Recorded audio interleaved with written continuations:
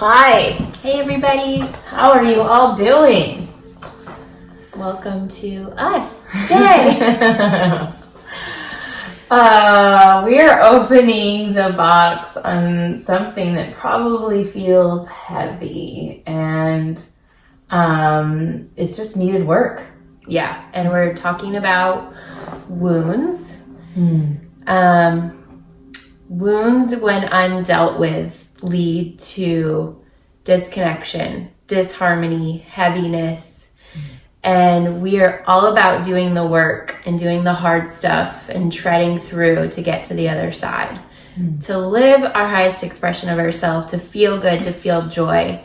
And so we're going to kind of share with you guys maybe some of the things that we've been through, some of our tips on how to navigate wounds and how to see them in your life, like how to pinpoint them and what is the word I'm looking for? You could use them as your power source. Yeah, there you go. That's good. Sometimes our Achilles heels is the one thing that is meant to be our life's purpose. So we can cultivate and grow strength from that. We are actually putting on a workshop in Maui in a few months, and it's called Odyssey. It's a 4-day immerse play shop with phenomenal speakers like Dr. Morell, the master healer, Jean Houston. We had performances by Mike Love and Chase Mackay from Nako Medicine for the People. One thing we talk about at Odyssey is our trim tab. This is actually our 5th year doing Odyssey. Every other year before was in Ashland, so we're on the road for the first time. But our trim tab it's compared to the tiny thing that's on the boat. And your trim tab is when you move this tiny piece on the boat, the whole boat moves. That's kind of what I think about when I think of wounds. So it's our subconscious is our trim tab, and it's conducting the way that we live our life, our everyday showing up, whether we're in scarcity or we're in love and expansiveness. Our wounds are deep within us, and sometimes it could be as simple of a wound as, you know what, I wanted my mom to watch a movie with me. I think we were talking about this with somebody and they didn't show, or I read this and it was a wound for them, and I was like, wow, I could tell you some wounds that are past that. But it could be that simple for you, that you felt unheard, unseen. And children from 0 to 7 are what they call, basically in a hypnosis state. So we're in a hypnosis state from 0 to 7. Most impressionable. And our brain is building our subconscious then. So if things happen to us, like the next door neighbor threw a rock at you, or I don't know, simple little things, our brain is going to protect us, and it's going to create a wound around it, a scar tissue, like, oh, let's never experience this again. We're going to keep this safe in that box. And that's conducting our trim tab. Well, now, if that neighbor did that, I'm never going over that neighbor's house again. Like, oh, I'm going to be scared of meeting new people, whatever that might be. Becoming aware of it is essential in the first step of recovery.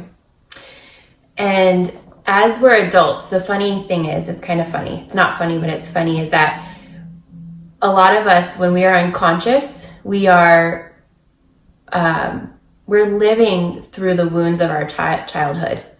So we are almost acting childlike without even realizing it. So emotional literacy, like just being in tune with your body, and when you're being triggered, it's normal for all of us to have these wounds, and some of them are really scary and painful to go back to, but they're like right here. So it's like a pair of glasses that's over our eyes, and whatever wound that happened, if we felt rejected or abandoned or whatever it was, it's like a pair of glasses, and then from there on out, we're seeing life through those glasses. And that can stop us from potentially having a great connection or growing or whatever it is. That wound is stopping us and hindering us, oftentimes unconsciously, to where we're not even realizing these wounds are running our lives. So becoming aware, and there's so many different tactics to become aware. There's different therapies like hypnosis, EFT, NLP, EMDR. I was just EMDR or EDMR. There's a lot of different things you can do. Journaling and really meditation. Yeah, so big. That one is a really great when you're by yourself. There's just so many different things to where you can access where that wound came from and being aware of it so that you can move on and consciously choose the beliefs that are going to help you and direct your life. Serve your highest expression. Yes. What we believe, we attract.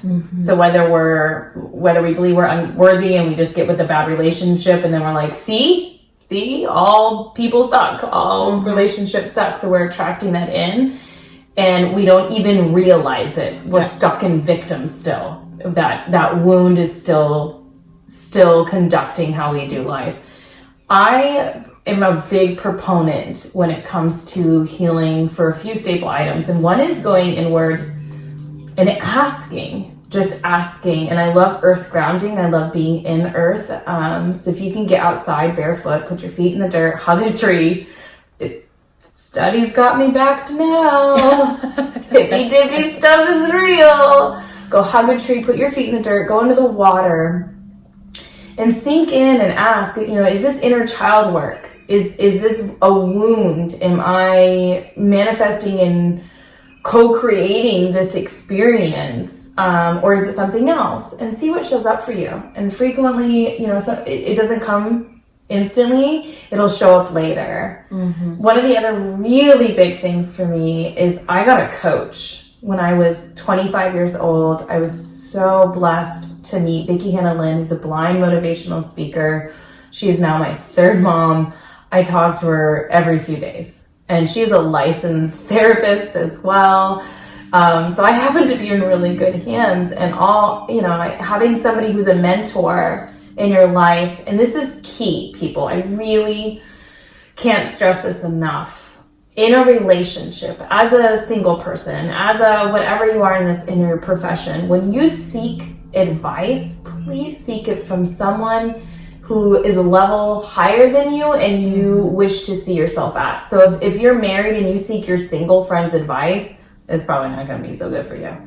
And that's the same thing with a mentor. Find someone, and you can attract this for free. You don't, if you're in a scarcity situation, a lot of these things that we're mentioning are free. Go to YouTube, you can learn all the things that she talked about. Meditation is free. But there are a lot of people who are elders with tons of wisdom out there who are seeking to pass their legacy on. And you just have to believe they exist and they'll show. Definitely. And another thing I want to add, I was just listening to a podcast by Jay Shetty. He literally has billions of views on all of his videos. So he's a master at creating viral videos that really get people's emotions. Wow. He was talking about generational curses. And generally, generational curses can look different when you're talking about different religions or whatever you believe, but I'm just using that term. So a generational curse is basically something that you carry from the generations before you that are not serving you. So he explained it as, let's say 3 generations back, there's a backpack, and each generation puts weight into that backpack.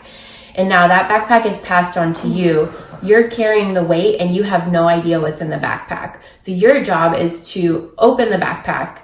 And what I mean by this is the wounds that we carry, some of them are not even ours. The traumas that we carry, it's proven now that traumas are passed on in our DNA from generation to generation. So we're, again, living through that view of a trauma that might not even be ours.